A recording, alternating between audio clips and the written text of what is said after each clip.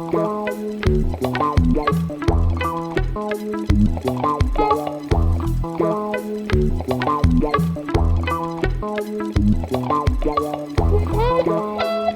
I'm very pleased to start this EHP trimester. It will be, I'm sure, a very nice trimester. And so one asked me to give a very introductory talk to Sub-Riemannian geometry. So first I would like to apologize for those who are very familiar with Sub-Riemannian stuff, because they won't learn many things today. So it will be very easy. And so I would like, the aim of this series of lectures is to introduce the Sub-Riemannian geometry from the point of view of geometric control. Okay, so I plan to follow the following titles. So today I'm going to, the pointer does not work, you see? Okay, so there is no pointer. Okay, so let's do maybe here. Okay, so I'm going today to prove the founding result of Sub-Riemannian geometry, namely the Chourachevsky theorem. And then tomorrow we will, thank you. We will, I will tell you about the Sub-Riemannian geodesics. This one? Okay. Okay, thank you. So, okay, so it's a bit difficult. I have to manage with two hands. So, and then I will have a look, take a look at singular curves, which play a major role in the study of regularity in Sub-Riemannian geometry. And then at the end, I don't know yet exactly, I will maybe finish with open question or different things. We will see what happens. So first, I would like to give a list of references. So I encourage you to have to take a look at the following things. So in chronological order, you can take a look at the Belaish monograph. So in fact, it corresponds to a course which has been given in the 90s, right? A conference. So it's an introduction to Sub-Riemannian geometry. So it's a very nice monograph. In that book too, you can find the monograph by Gromov with given as a reference for the lecture, series of lecture of Pierre Pansu. A second book, which I like very much, is this one. It's a book by Richard Montgomery. So it's an AMS book.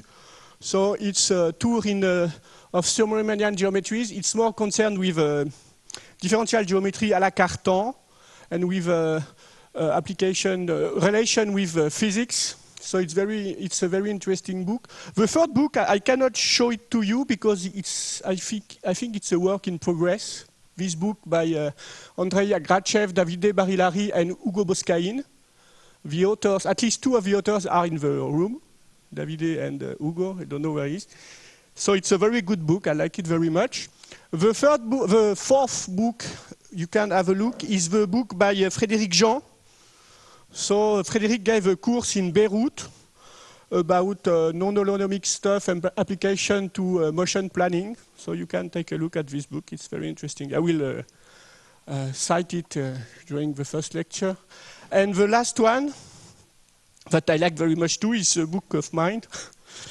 It corresponds to a series of lectures I gave with Frédéric in Beirut in Lebanon several years ago.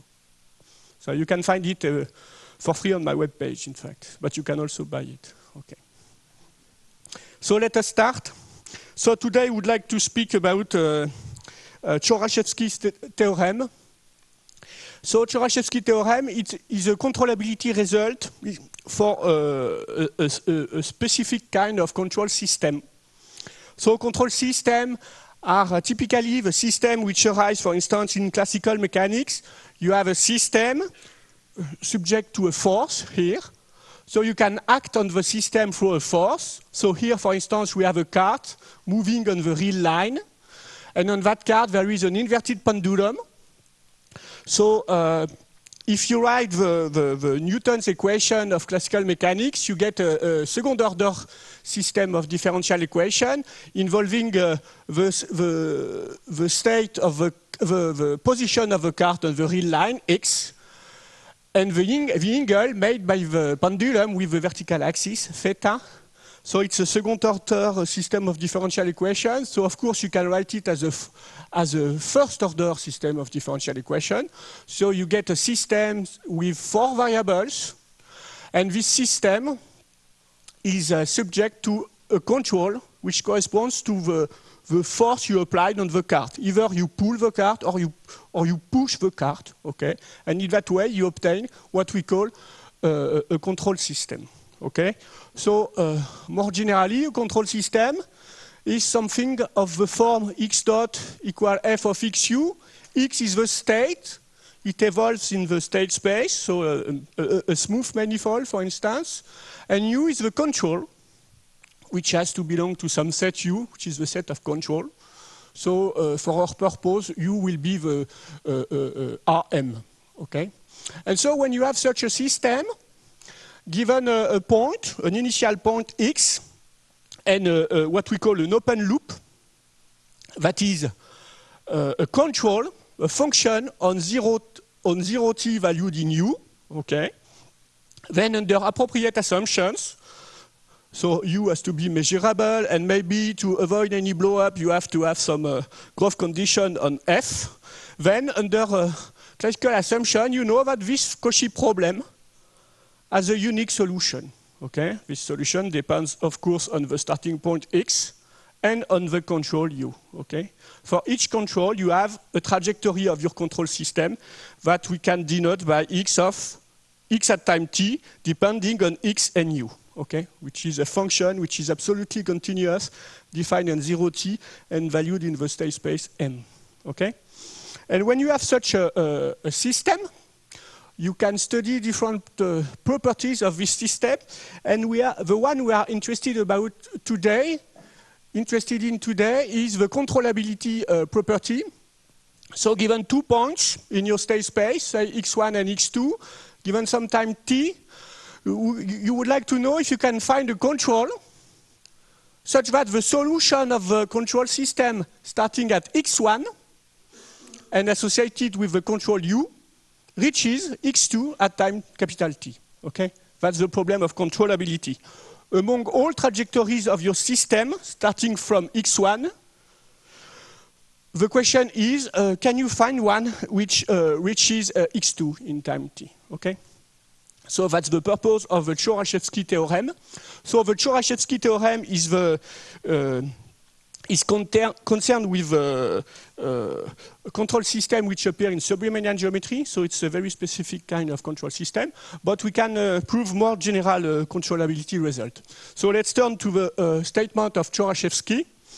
So the Chourachevsky theorem, as stated here, is a local result. So given a smooth manifold, M, given M vector fields, M smooth vector field, x1, xm, you assume that the Lie algebra, which is generated by the x1, xm at any point, generates the tangent space at x. Okay. Then at any point, the system is locally controllable in any time. Okay. So it's a result which is local. In fact, I could state it only in Rn. So first, before giving a proof of this result, the major aim of today's lecture is to give a proof of this theorem and to follow, in fact, the proof which was given by André Belaïch in the green monograph, which uses the notion of singular curves, which plays a very important role in sub-Riemannian geometry.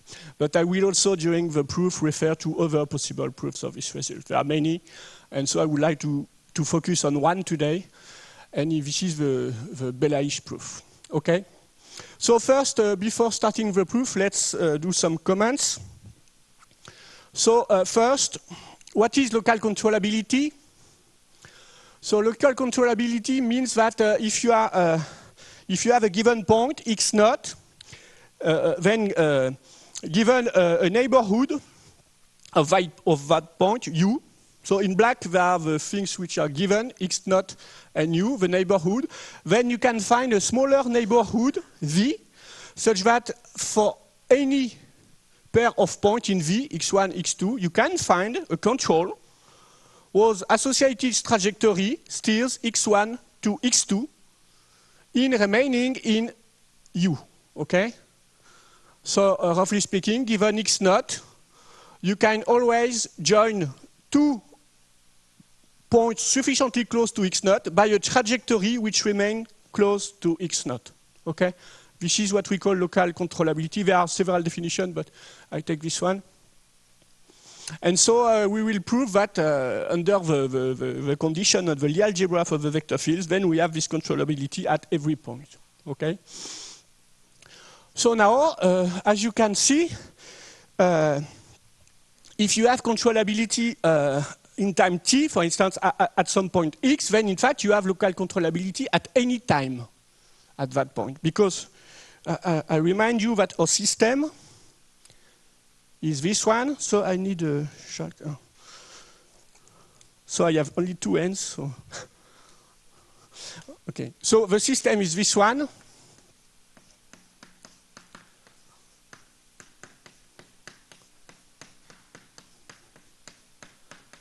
Okay. So you agree with me that if you have some trajectory of the system on the interval 0 capital T, associated with some control U, and starting at x1, then if you look at the function yt defined by x of lambda t, then you have that y is defined on 0. Y is defined on the interval 0 lambda to the minus 1 t, okay? And you have y dot of t equal lambda x dot of lambda t. So it is, using the formula, it is this.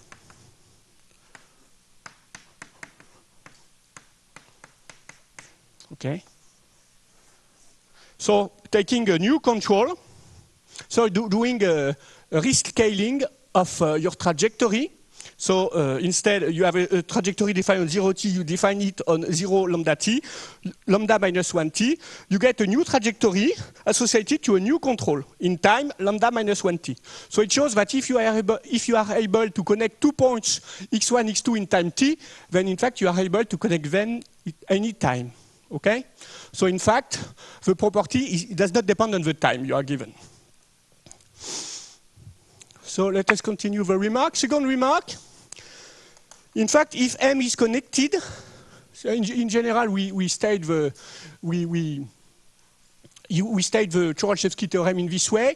If M is connected, then you get a result of global controllability. That is, given 2 points x1, x2 on M, so not necessarily close to each other, then there is a trajectory of your system which join x1 to x2 in time t, the time given initially. Okay? So let us prove it, for instance. So let us prove it. So let us prove that we have global controllability in time 1. Okay? So what we are going to do is we fix a point x, and we want to show that any point in the state space can be reached from that point x in time 1. Okay?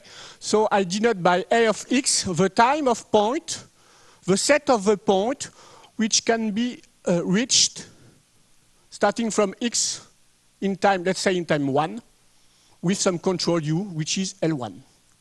Okay? And I would like to show that this set, so maybe I would like just to do a remark.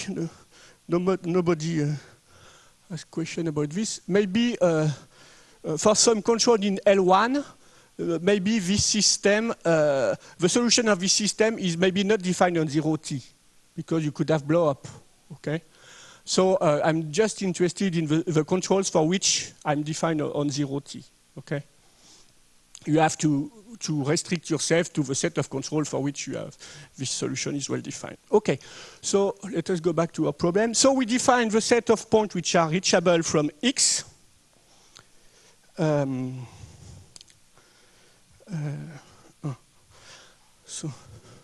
So you have x, And so you have this set of points. And if you can reach this point, then you can reach all these points in time 1. So it's a set like this. Okay. And we would like to show that this set is open and closed. And since M is connected, if a set is open and closed and non-empty, then it will be equal to M. Okay? So first, this set A of X is non-empty because it contains X. If you take the control U equals 0, then the associated trajectory starting at X is the constant trajectory X of t equals X. So you can reach X in any time, okay? So in time 1. So A of X is non-empty. So let us see why it is open. So in fact, by local controllability, this set is open. It's an easy fact. So you need to show that if you are given, so X is fixed, if you are given some point that you can reach, so let's call it Y, which is equal to some X at time 1, depending of XU, that sometimes I will denote it in this way. Okay? So you know that you can reach this point in time 1, following this trajectory, like this, okay? And then you want to show that the set A of X is open, so you need to show that there is a small ball here, a small neighborhood of Y, which is contained in A of X. But the assumption is that you have controllability, local controllability at any point. So in particular, you have local controllability at Y. So it means that,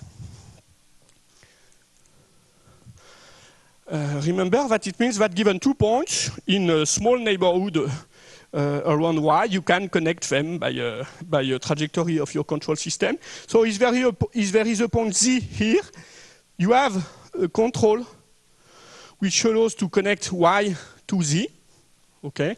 And then the control given by, so you had a first control U on 0, 1, valued in Rm. You have now a second control V, let's say on 0, Y, valued in Rm.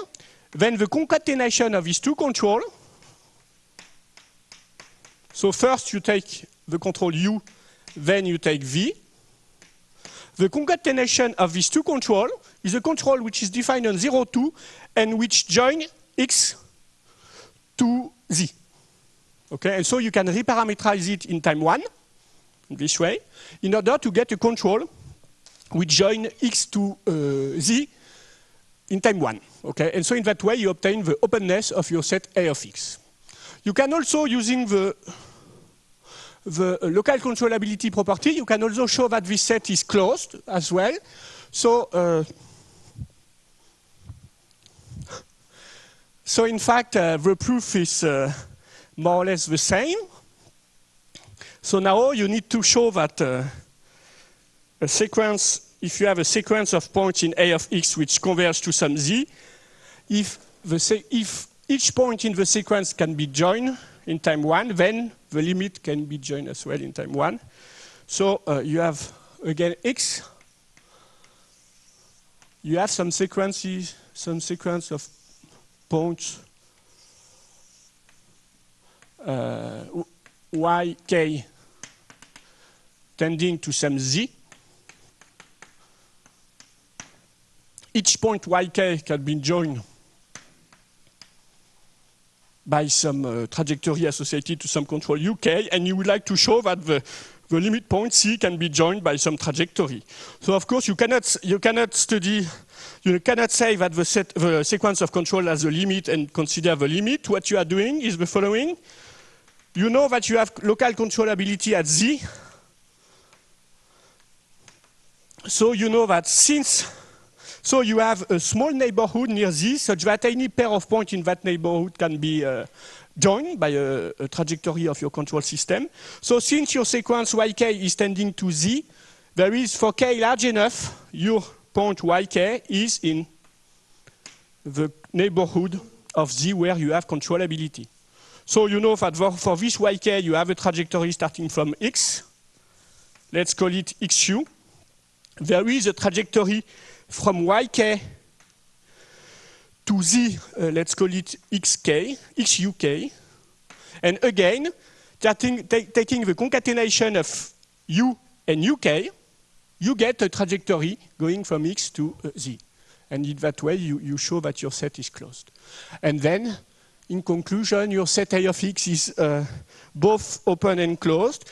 You know that M is connected, so you get that your set is M. You do it, sorry. So you know that A of x is equal to M. You can do it for any point in M, and so it shows that any point x can be joined to any other point y in M. And so you obtain the global controllability result. So it's easy to get the global controllability result as soon as you have the local controllability. Okay? So let us continue. I would like now to make some comments about the condition involving the Lie algebra of the vector fields x1, xm. So I remind you that first, this condition has many names in the literature. You can find, so I think I call it Hormander's condition. Maybe we will see it in the series of lecture by Nicolas Garofalo. Yeah, if there is. So this name comes from some result of Hormander about polyepticity of some operators associated to some families of vector fields, second order operators.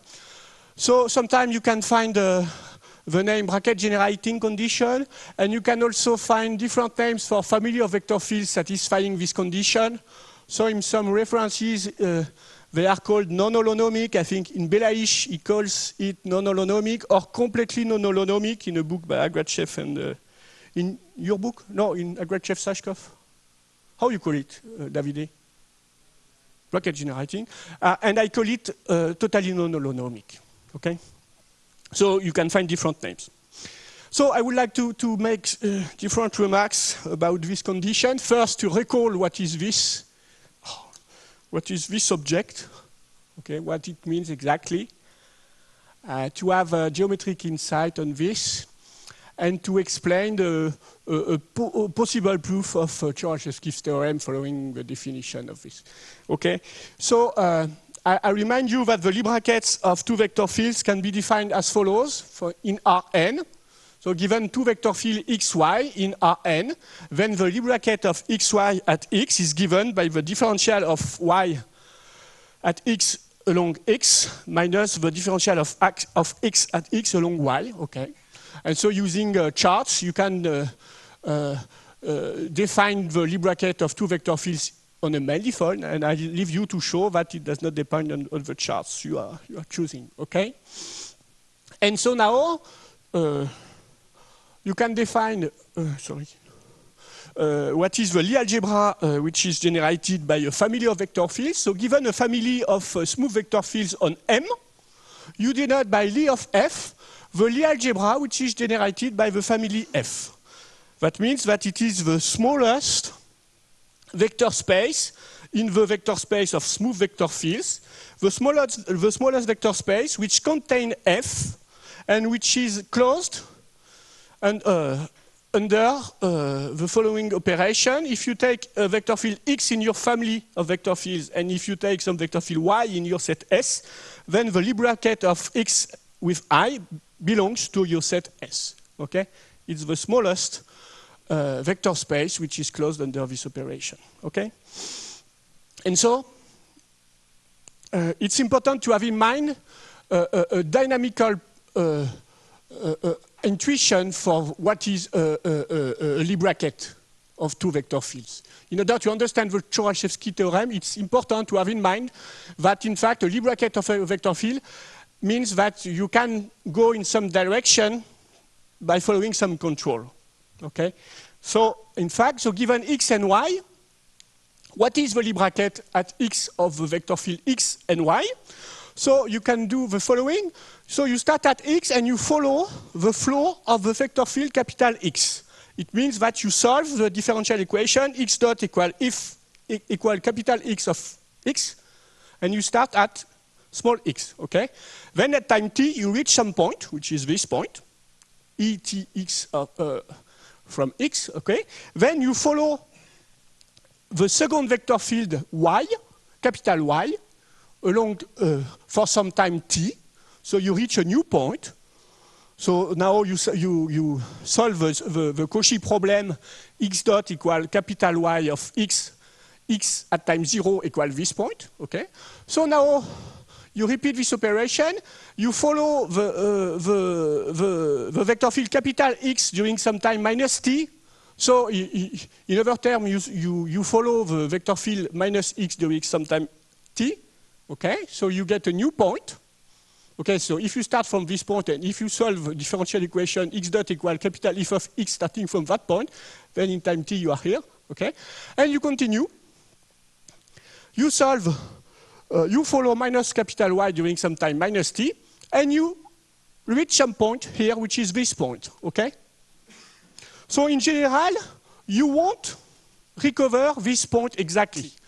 There will be a defect between these 2 points. And in fact, this defect is correct defect. The Lie bracket of your 2 vector fields measure the non-commutation, the fact that something does not commute. Okay, it measures the non-commutativity of the vector field x and y at the point x. You have the following formula, so I leave you to show it as an exercise. The Lie bracket of x and y at small x is given by the limit as t tends to 0 of the following thing. So in fact, you have to normalize in order to get something at the limit. So if you have to divide this quantity by t2, and so at the limit you get what is the Lie bracket. Okay? And so here there is a minus in red because you have to be in Rn in order to do the subtraction of 2 states. Okay? So what it means that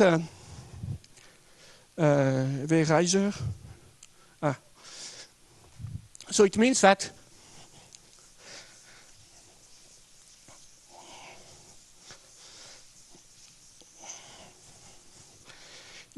if you are given the following control system,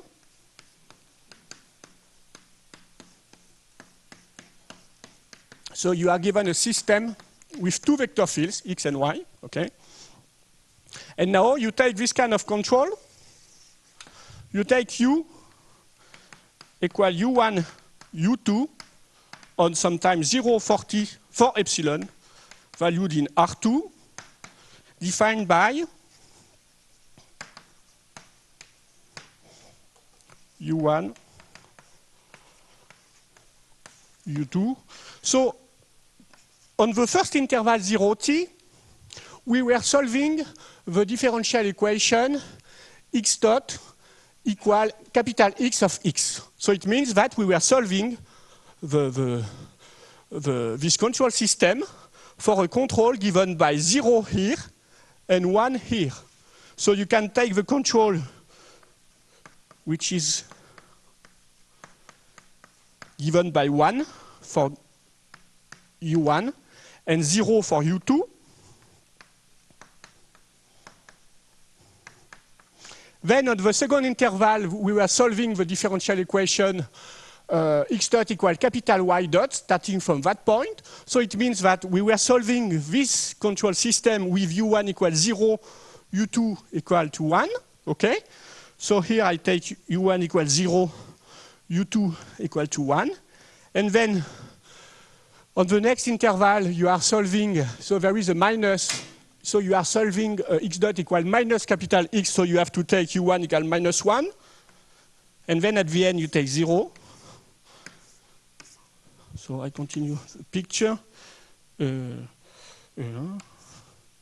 this correct? This one, okay? And so the result shows us that if you take this control on the time 0 for epsilon, and if you solve this control system starting from the point X, then in fact, you are able to go in the direction of the Lie bracket. Okay? And so the Chorzewski theorem tells you that if the set of your Lie brackets, of all the Lie brackets you can generate from the vector field of your family, from the vector field of your family, if all this set of vector fields generate the tangent space at any point, it means that you can go in any direction, and that in fact you are locally controllable. This is the Chorzewski theorem. Okay, so you have to keep in mind the following property of the Lie bracket. So as I was saying, you have maybe to see the Lie algebra generated by your family of vector field as in the following form. So given a family of smooth vector fields F, you can define the family of vector fields you can obtain by taking a certain number of Lie brackets. Okay? So you define L1 of F here as the family you have initially. Okay? So it is the vector space in the space of smooth vector fields. It is the vector space which is spanned by your family of vector field. Okay? So it is finite dimensional. Then you consider L1, L2, Lie2 of F. So it will be, there is some span missing here. There is a span here.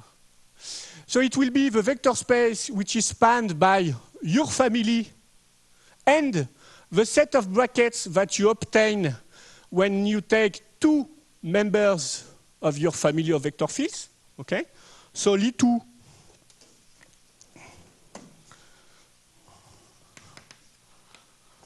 of F is this thing.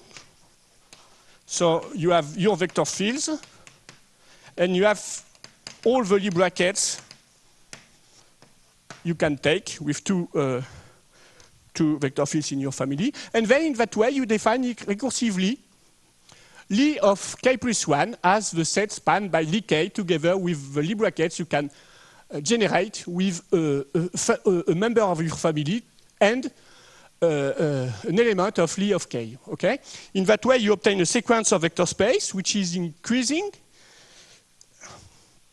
And in fact, you can check that the Lie algebra which is generated by F is nothing else than the union of these things. Okay? So in general, this Lie algebra is an infinite dimensional vector space in the space of smooth vector fields. Okay? So I don't have time to give examples, but I leave you to find examples where you check that you have an infinite dimensional vector space in the space of smooth vector fields. But in the assumption of Chorzewski theorem, we have an assumption which says that this Lie algebra evaluated at any point has to be the tangent space. So it means that, in fact, at any point, this thing, the Lie algebra, which can be infinite, evaluates at some point x. It is the set of, you take a vector field in this family, and you take its value at x. So it gives you a tangent vector at x to m. Okay? So this set has to be finite dimensional. Okay? It has finite dimension. So it means in particular that at any point x, you can find a value r, which depends on x, such that you have that Lie at r is equal to Lie without r at x. Okay? So we call r the degree of non-holonomy at x. So the degree of non-holonomy at some point x is in fact the number of Lie brackets you need if you want to be equal to this under the assumption of the Chorzewski theorem. R is the number of Lie brackets you need to be able to generate the tangent space at x. Okay?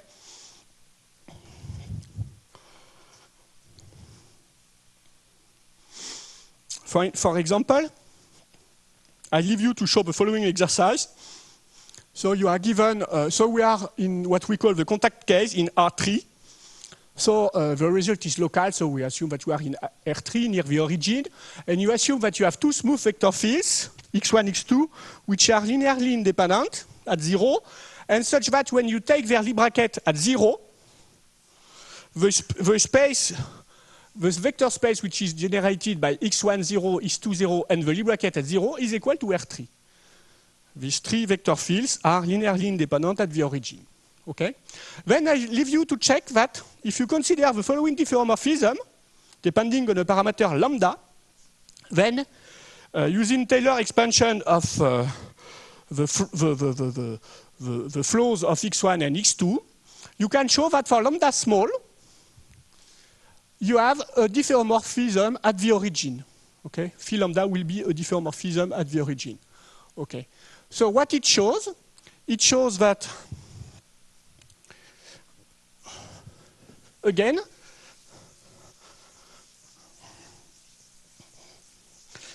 when you the formula here leads you to consider the following kind of controls. So the formula is this one.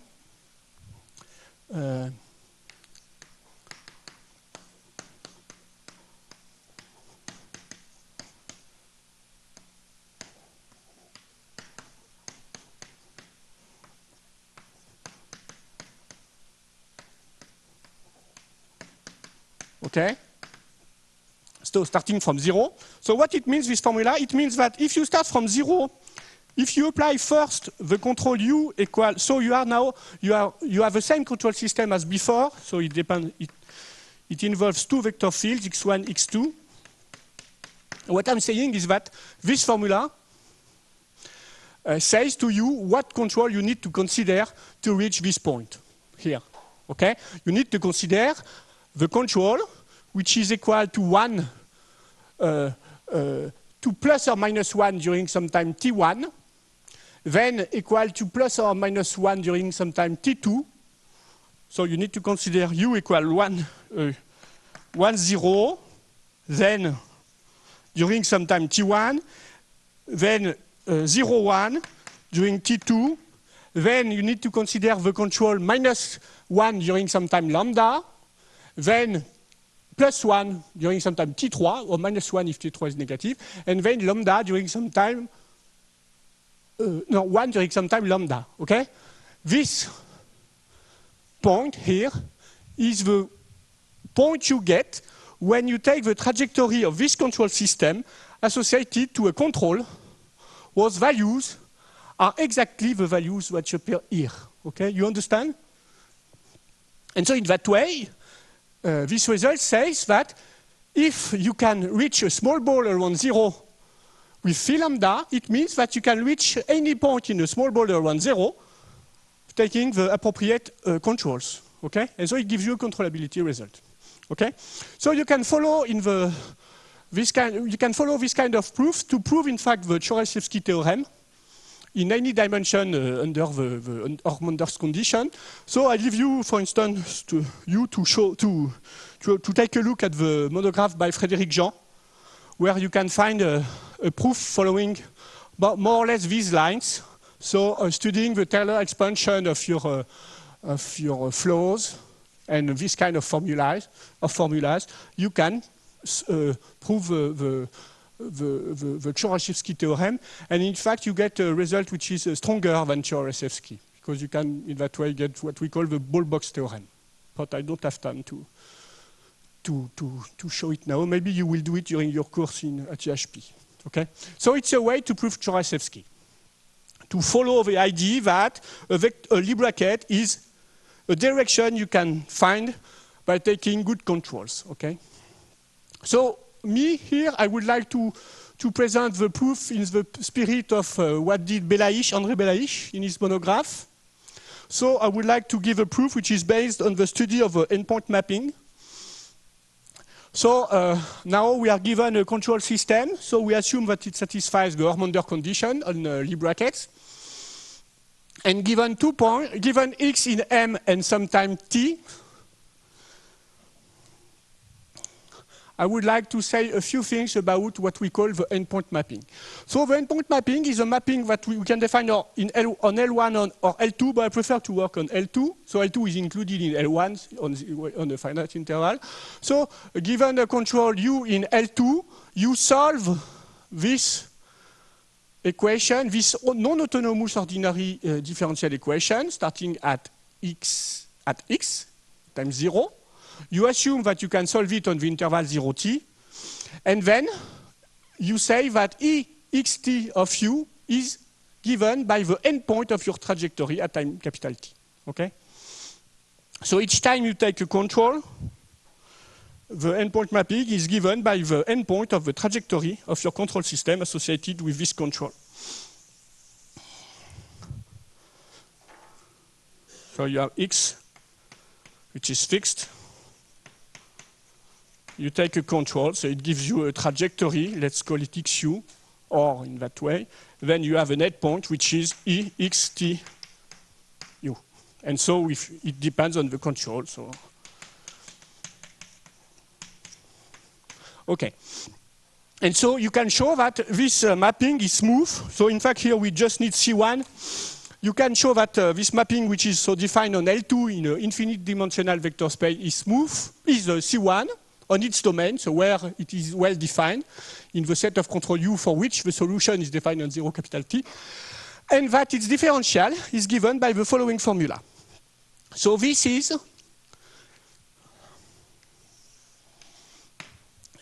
phi U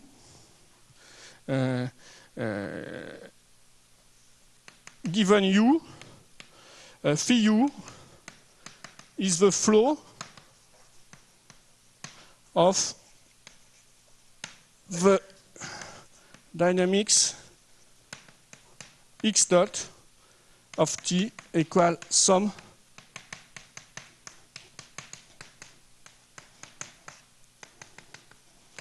okay. So if U is fixed, you can solve. So I assume that U is fixed, it does not move. I give you a starting point, x0 equal z.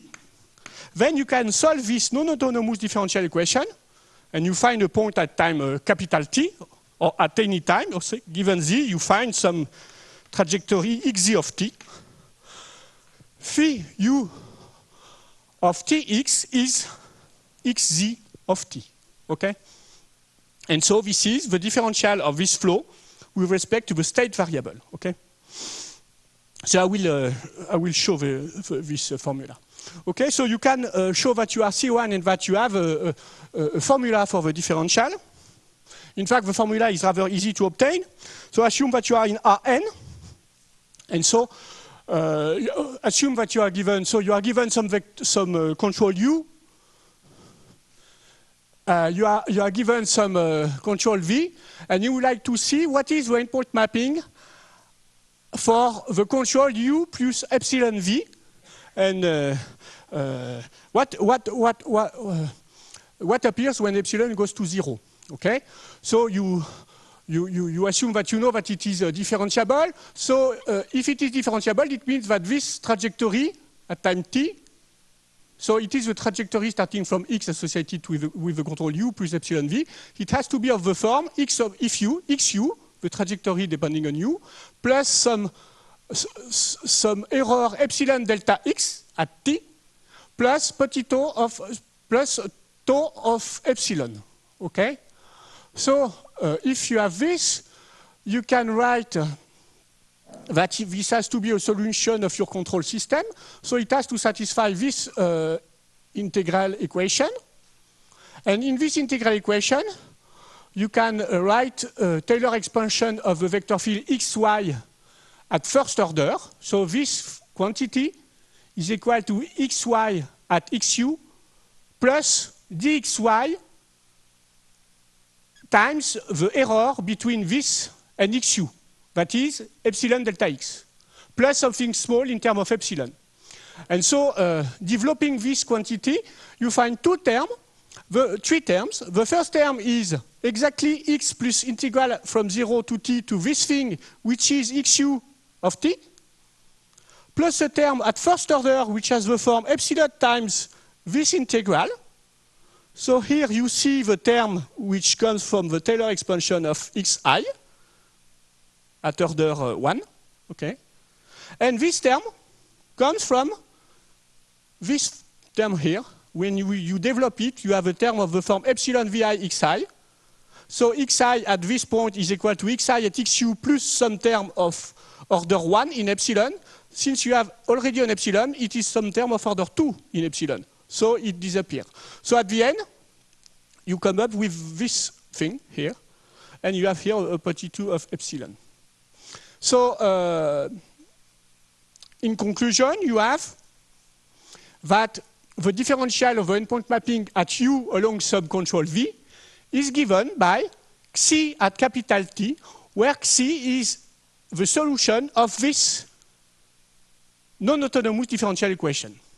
Okay? And what is this non-autonomous differential equation? It is what we call the linearized control system along the trajectory you are given. Okay? And maybe you know that we know how to solve this kind of non-autonomous differential equation. So I leave you to check that. So if you are in Rn and if you express your linear mappings here as matrices in the canonical basis, so you set A u at T as this quantity, Bu of T as the matrix with m columns, and those columns are given by the vector field x1, xm. And then you can write du along V in this way, where S is the fundamental solution associated with AU, starting at identity. S is in fact the differential of the flow phi u. Okay? So you can show very easily that E is C1, and you can obtain a formula for its differential at U along some control V. Okay? So SU is exactly, in this case, is this.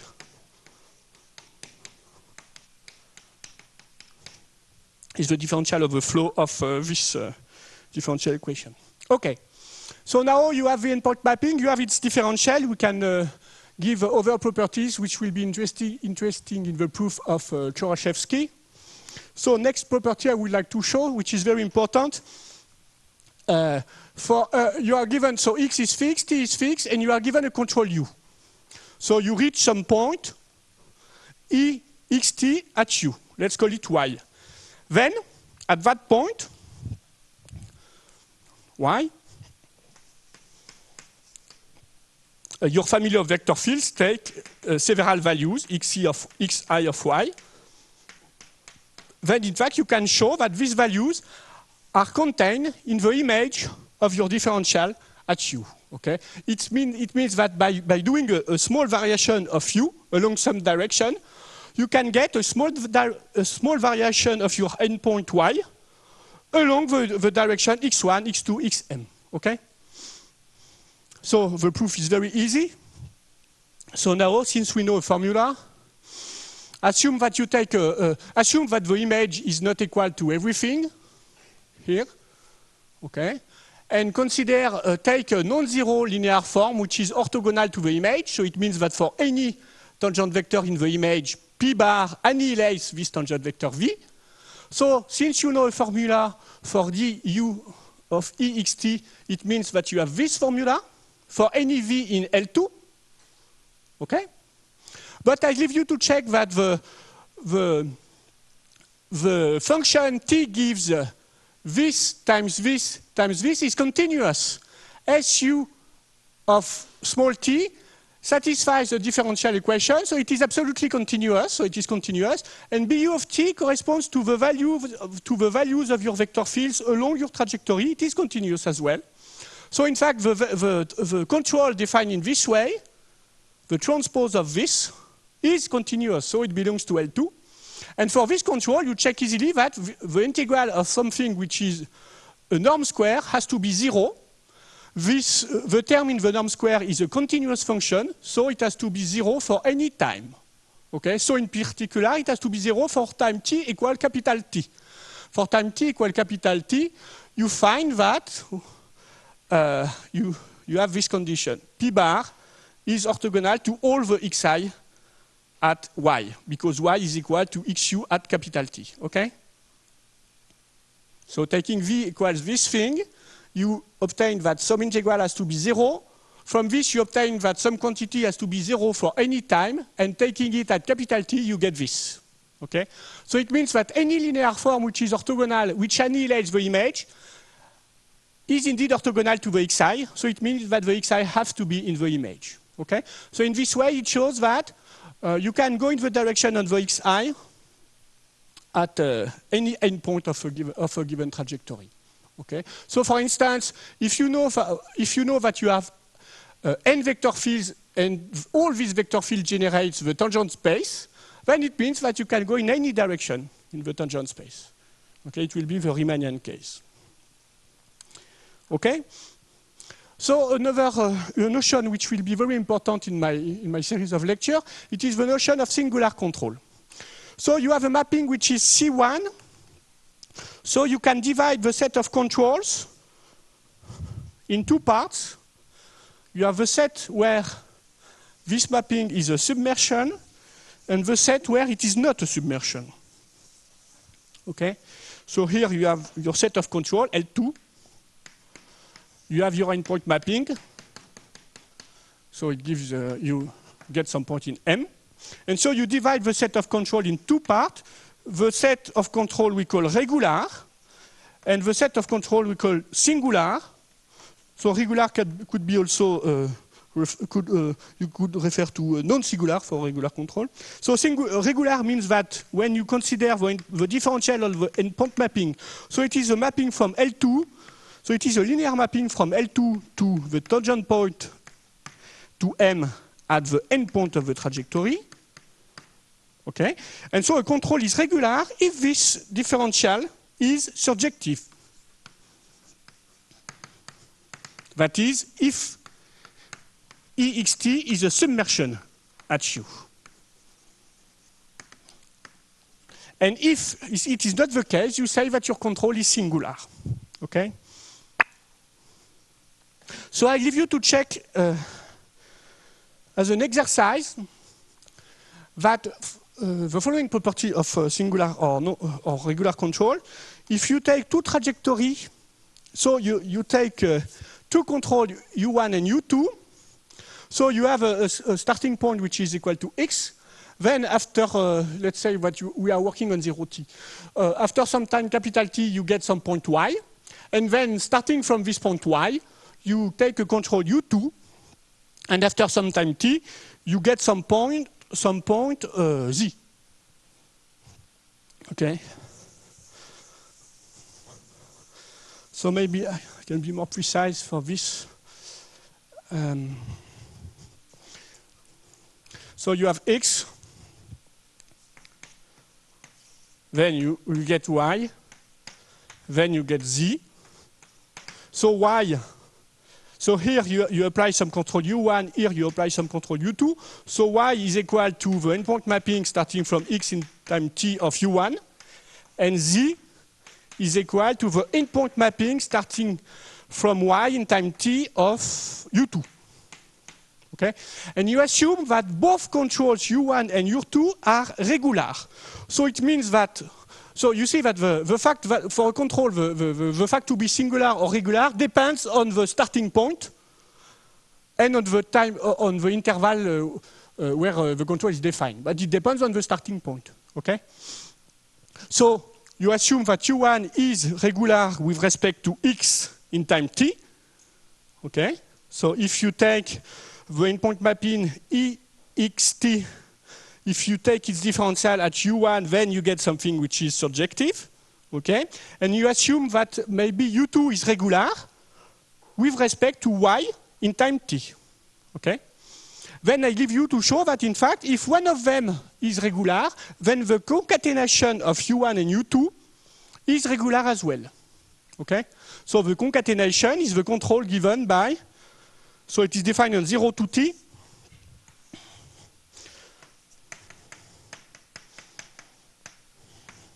It is given by, first you take U1, and then you take U2. Okay? And then saying that this new control is regular, it means that when you look at the endpoint mapping in time 2t starting from x, then the control U1 concatenated with U2 is regular. Okay? I leave you to show it as an exercise. So it comes from the fact that if you are able to get a small perturbation at first order here, moving this control, then taking no perturbation of U2, a small ball is sent to a small ball because the diffeomorphism we define here is a diffeomorphism. Okay? So in order to get a small ball here, if U1 is regular, first you take a perturbation of U1 in order to get a small ball, and then you follow the flow of the second control in order to get a small ball. I leave you also to show that if you reverse the time, for instance, you assume that U1 is regular, you consider the trajectory starting from the endpoint Y, but where you reverse the time. That is associated to the control such that the trajectory is given by this trajectory, the trajectory going in this way up to X. Then I give you to show that if you have regular control in one sense, then you have in one way, then you have regular control in the other way. In fact, the fact to be regular does not depend on the parametrization of your control. It just depends on the curve. Okay? So I leave you to check this. So we define what is a regular singular control. So regular means that the differential of this mapping is surjective, so it means that the rank of this mapping is equal to the dimension of the tangent space at M, which is n. And if it is singular, the rank has to be less than n. Then we can be more precise. You can define what is the rank of a control. So the rank of a control, U. So with respect to a starting point X and in time T, so the interval of definition of U, this rank is nothing else but the dimension of the image of the differential at the control U. Okay? So if you are regular, your rank will be n, and if not, the rank will be less than n. Okay. And again, I leave you to check, for instance, that you have this formula. If you are given two controls U1, U2, if you look at the concatenation of U1 with U2, so which is the control I defined here, then I leave you to check that the rank of the whole trajectory, U1, U2, has to be bigger or equal than each rank, the rank of U1 and the rank of U2. And I leave you also to find an example where here you have a strict inequality. Okay? And I leave you also to check that if you look at a trajectory, for instance, this one, when you reverse the time, so you consider the control U-Chech1 or U-Chech, which means that you look at the trajectory starting from Y and going in this direction. So it's something like U minus U of capital T minus T. Then if you can show that the rank of U-Chech is the same as the rank of U. Okay, it does not depend on the way you go along the trajectory. And in fact, it does not depend on the parametrization of the trajectory. Okay. So it is, again, an exercise. So we can continue. And so now I would like to give the proof of the Choral-Shevsky theorem. So it will follow easily from the following result. We are going to show that under the assumption we need on the set on the family of vector fields, so this assumption, which I call Hörmander's condition, then under this assumption, in fact, at any point, the endpoint mapping is open. What does it mean, open? It means that if you set, so if you, we should restrict the endpoint mapping to the set in L2 where it is well defined, but it's not a problem. It is an open set, so it's not a problem. So to be open means that if you take a set of control here which is open in L2 with the L2 topology, then its image by E will be an open set in M. Okay? So we will show this.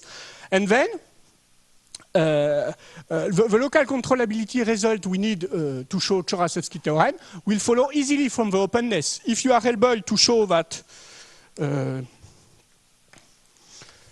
this mapping is open, then we know that taking U equals 0, if you take U equals 0, then the image of 0, the trajectory starting from X associated to the control U equals 0 is given by X of T equal X. So it means that Ex of T of 0 equal X. So if it is open, it means that if you take a neighborhood, an open neighborhood of 0, then it will be an open neighborhood of X. So it will mean that you have X, you have a neighborhood around, then any point in that neighborhood can be joined from X, okay? With a trajectory, or maybe not with a trajectory which remains in the neighborhood, but it will be, okay? And so it will give us the result. Then maybe we need to check that the trajectory stay close to 0, but it is the case. Okay. So now I would like to show the openness of endpoint mapping. Okay. So let us continue. So the proof is rather easy. So we are going to show that, in fact, most of the control in L2 are regular. And in fact, the best way to show, it's a classical thing that we apply in geometric control, in optimal control. A good way to show that a mapping is open is to show that it is a submersion.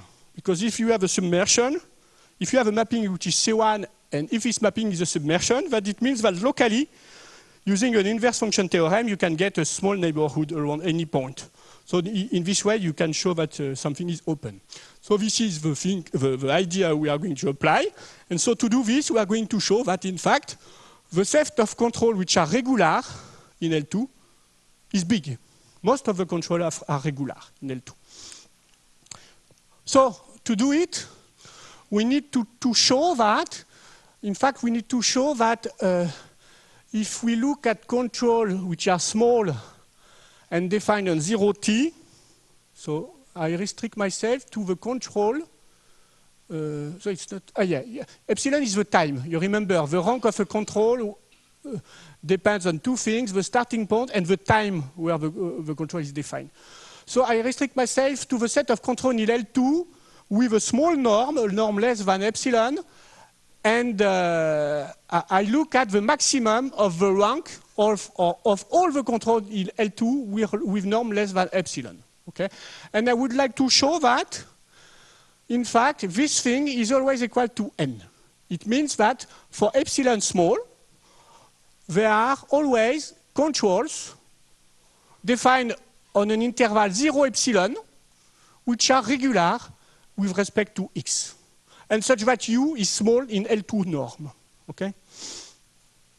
So, in fact, we argue by contradiction. Assume that this claim is false. So it means that there is some epsilon such that d of epsilon is equal to some d naught in 1 n minus 1. So the n minus 1 comes from the fact that I assume that d epsilon is not equal to n, so it has to be less than n.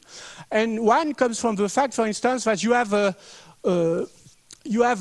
m vector fields, x1, xm.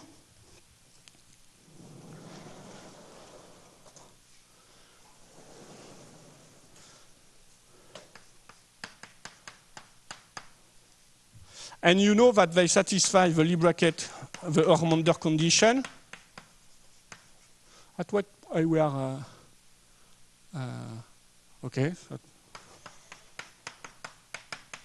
So as dimension n. And we know also that all these vector fields evaluated at x belongs to the image. Okay? So it means that the rank of the image is larger or equal than the dimension of the space which is spanned by the vector fields. Okay? And since you have this assumption, all the vector field cannot vanish at one point. Because if this happened, you would have 0 here. Okay? When you take the Lie brackets of two vanishing vector fields at one point, you obtain 0. Okay, so okay, you can have this, and so assume that d naught is strictly less than n, and then by definition there is some u epsilon whose rank is equal to d naught. Okay. Okay, so you have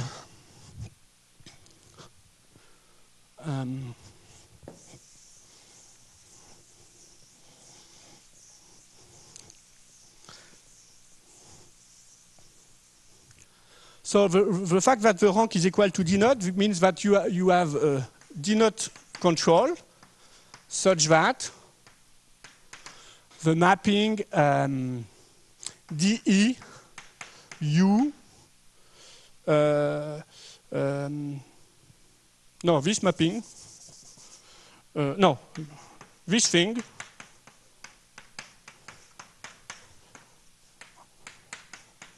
are linearly independent. Okay? Since the rank is d naught, in the image of du, you have d naught elements which are linearly independent. So it means that you have d naught control, v1 and v d naught, such that these things are linearly independent. So it means that this mapping here, at lambda equals 0, its differential is exactly given by this. So it is exactly given by this. Blah, blah, blah. Vi, and so I need here lambda I. Okay. So it means that this mapping at 0 is injective. This linear mapping is injective, okay, because by assumption these quantities are linearly independent. So it means that for lambda close to 0, the differential of this mapping is injective. So it means that this mapping is a C1 immersion near the origin, okay? And in fact, it is a strict immersion because its rank is less than n. It is d naught, okay? So now, if you look at its image will be a C1 so this mapping is of class C1, so its image will be a C1 submanifold in M of dimension d naught. Okay? And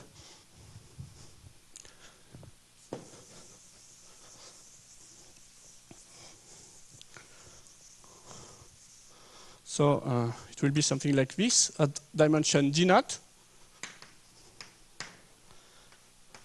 And now let's take a point in this submanifold, Y. So this point will be the image of some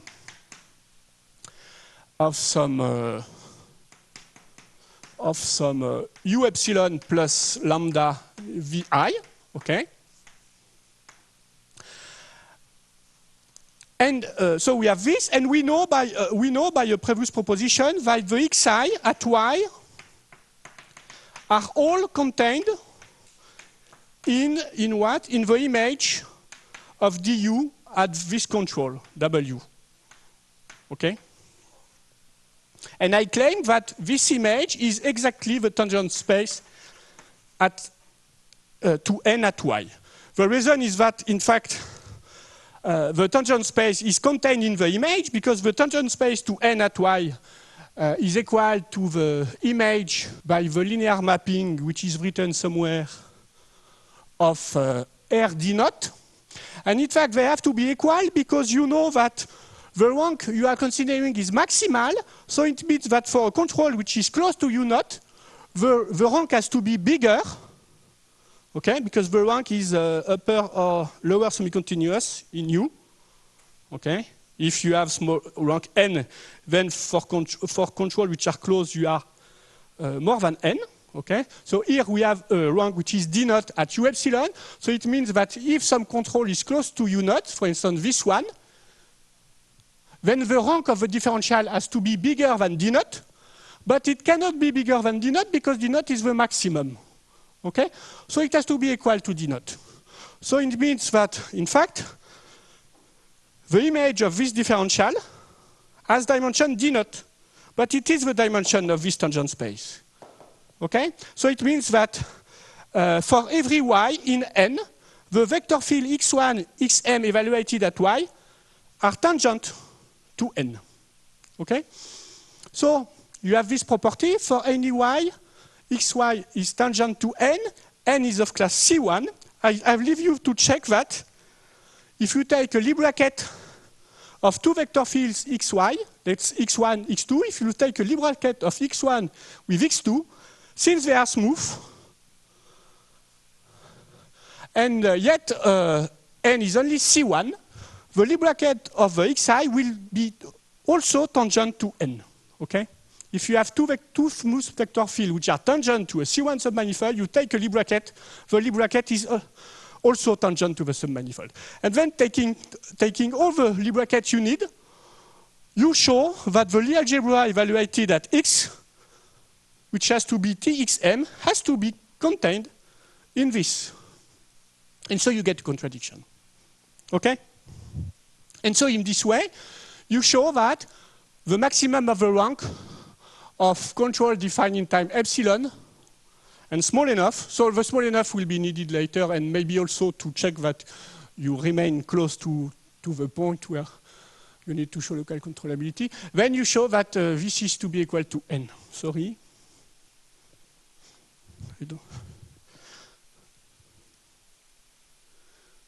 Yeah. Okay? So now let's do the second part of the proof. So we are proving that we have openness under this assumption. Okay? So now we can conclude. So we are going to use what we call the return method, so which follows the ideas by Belaïch, and Coron used it also in the context of control of PDEs. So we know that we have many regular controls which can be defined on very small intervals and bounded by very small values. So now we need to show that some mapping is open. So we need to show that the image of an open set is open.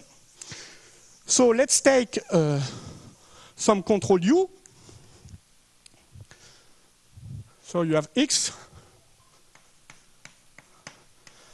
You have U, so the trajectory associated to U, let's call it XU. You have the endpoint Y, which is this. And let us consider a neighborhood of U.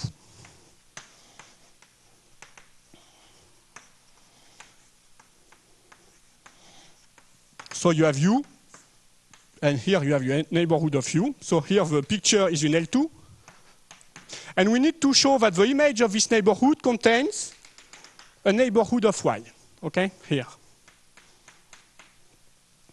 So let's take U. We know that for every epsilon, there is a control U epsilon of rank n with norm less than n. It allows me to define a control which will be very close to U. It will be V tilde. So V tilde will be very close to U in the L2 topology. V tilde will have the same image as U, Y,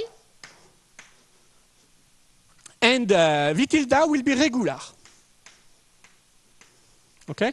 So I will get a control V tilde with the same image as U, and which is regular. Okay? So it means that the endpoint mapping evaluated at V tilde will be a submersion. So it will imply that I am able to reach a small neighborhood of the endpoint, which is Y, by considering control which are close to V tilde. Okay? But control which are close to V tilde are close to U. Okay? So in that way, I will be able to show that the image of U contains a neighborhood of Y. So let's do it properly. So we define first U tilde, which is the control obtained by concatenation of three things. So first you take a small control U epsilon, which is regular with respect to X. So I'm sorry because the picture is not correct. Here it should be X U epsilon. So you start from X and first you apply the control U epsilon. Okay, so you go in some direction for time epsilon. Then you follow the same trajectory in the other way. So you follow the control U epsilon change, which is the control such that you follow the same trajectory in reverse time. So at time epsilon, you are here, and at time 2 epsilon, you are here at X. And then you follow the trajectory given by your control U. Where is U? Here, okay? You do it. And in that way, you obtain a point which is exactly the point you had when you started at X and followed the trajectory given by the control U only, okay? Because here you do a round trip, puff, you go back to X and then you follow your initial trajectory. The problem is that this new trajectory is defined on the interval 0t plus 2 epsilon, because here you need some time t to go from X to the endpoint, and here you need 2 times epsilon. But you can reparameterize the control U on an interval of length t minus 2 epsilon, And if you replace this U by this new V, so it is U reparameterized on this interval, then you get a control V tilde, which is defined on 0 to T. Okay? And you remember that previously we proved, or we left as an exercise, that the concatenation of a regular control with anything is regular.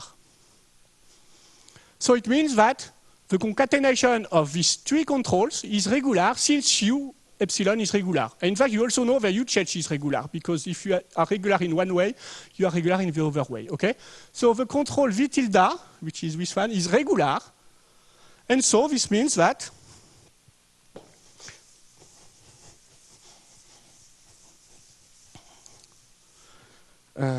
this mapping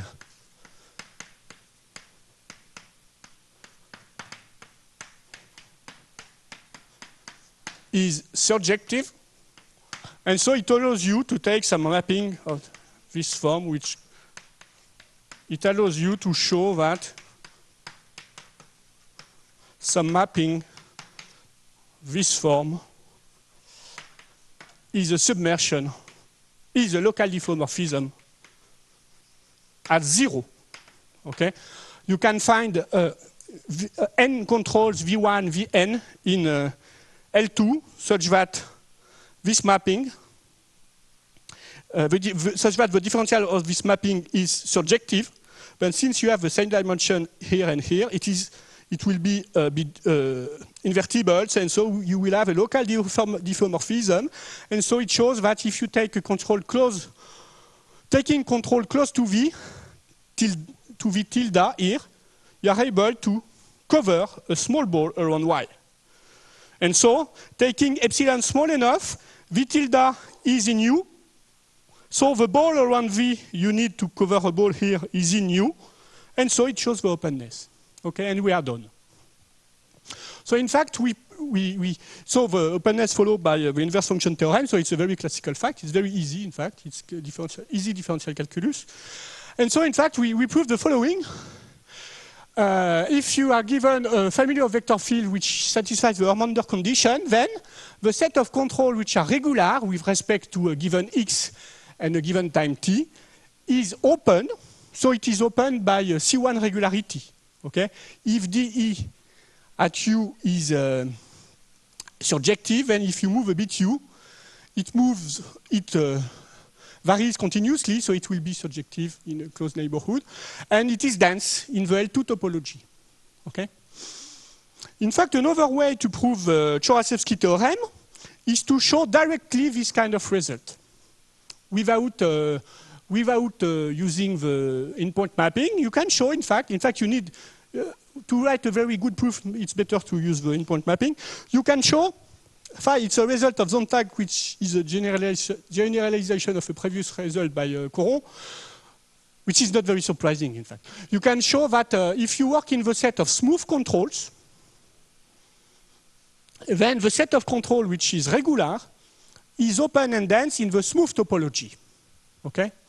It means that you take a control which is smooth, let's say in time 1, then you move it a bit in C-infinity topology. So the open set in C-infinity topology are the open set where you fix a certain number of derivatives and where all the derivatives up to this number have to be closed. Okay? So if you move a bit your control in smooth topology, then you get something which is regular. So it is the density. So you can prove it using the technique of transversality. So maybe I will do it later if I have some time. So you can do it using, for instance, characterization of a singular control that I didn't give here, but we will need to give it. So using a simple characterization of singular control, you can show that as soon as you have a smooth control which is regular, you can differentiate some equalities, and then you can get a large set of algebraic equalities. And then using transversality techniques, you can show that generic controls cannot be singular. And so in that way, you get this result directly. And using the return method, you get that the open mappings are open, and then you get Choraszewski. Okay? This is another way to get the theorem. So I stop here. I thank you for your attention.